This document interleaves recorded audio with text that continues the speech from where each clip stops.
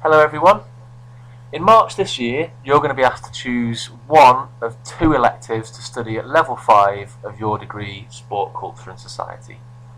This screencast is a very quick overview of the modules that you'll be asked to choose from and what to expect from each of those modules. Okay, so very briefly, you're going to get an email on March the 3rd telling you how to choose the electives online.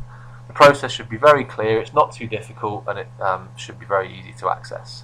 What you need to do, just to be very clear about this, is go to your Blackboard site, click on My Student Record there at the top, log into your student record, click on My Modules, and you should have the option of choosing your elective module from that point onwards. As I said, student administrators will send you further details of this in due course, so don't worry about that too much just yet. The important thing for the time being is that you understand the modules that are on offer to you. Okay, so next year you're going to study 5 core modules. In other words, 5 modules that you don't have a choice over whether you study or not. Those modules will be Football and Society, Sport and the Media, Work-Based Learning, Reimagining Society, and Research in Sport and Physical Activity. You will then have 2 options, as you'll see here. And those options are Sport Identity in the Body and Community Sport Practice. You will be asked to choose one from those 2 options, or those 2 electives, which you will study at level 5. Sport Identity in the Body is not, despite popular perception, a science-based module. You will not be looking in that module at physiology or biomechanics. What you will be doing is you'll try and analyse why it is that the body is so significant in sport and how representations of the body might contribute to social exclusion.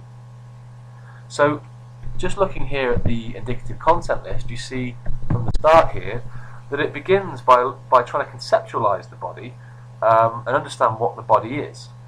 So why is it, for example, that there are times when the body, i.e. when you get injured, is much more a part of your immediate consciousness, your immediate perception, but why is it that there are times, for instance, when you are what's commonly described as being in the zone because you're having a fantastic game or scoring lots of points or goals, that your body perhaps isn't? You don't think of your body as much as you might do in other situations.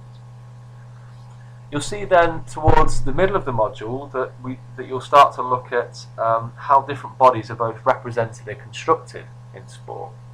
So we'll ask questions in that module about why it is, for instance, that black men are often perceived as being faster sprinters than white men.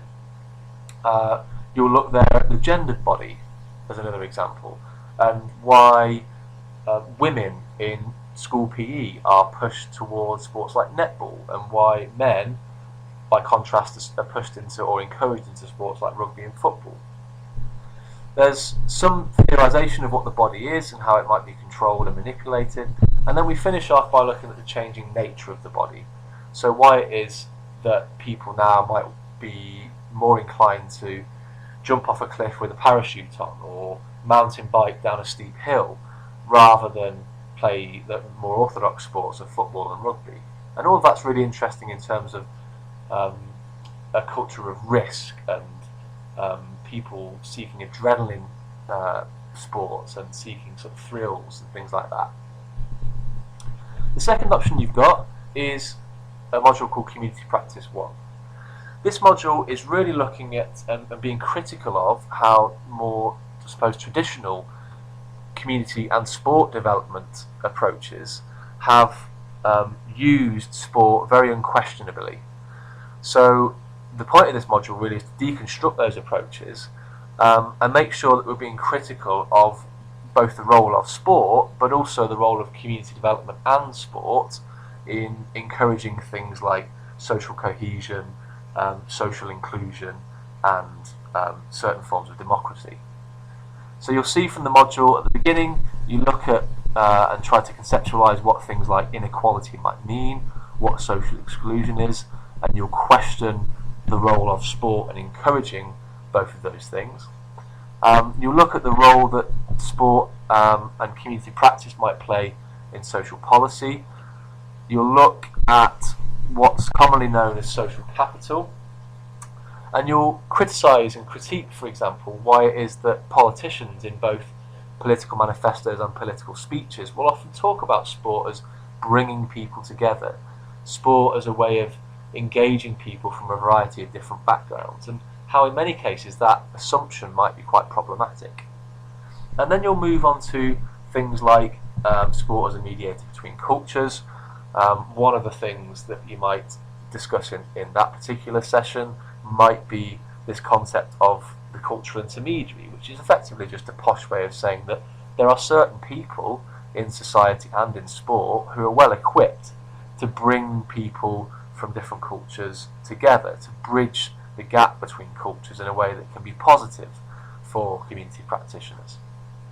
And then you'll finish off by looking at how there are ideologies present in community development and community practice that can often be harmful for those who participate in it. Okay, so that's really about it. If you want to know any more about any of the modules that I've talked about here today, then you can go to your course organisation Blackboard site. If you click on the module selection tab on the left hand side, you'll see that all the module electives, all the descriptors are there by level, and you can find out all about all the information that I talked about today, as well as lots more.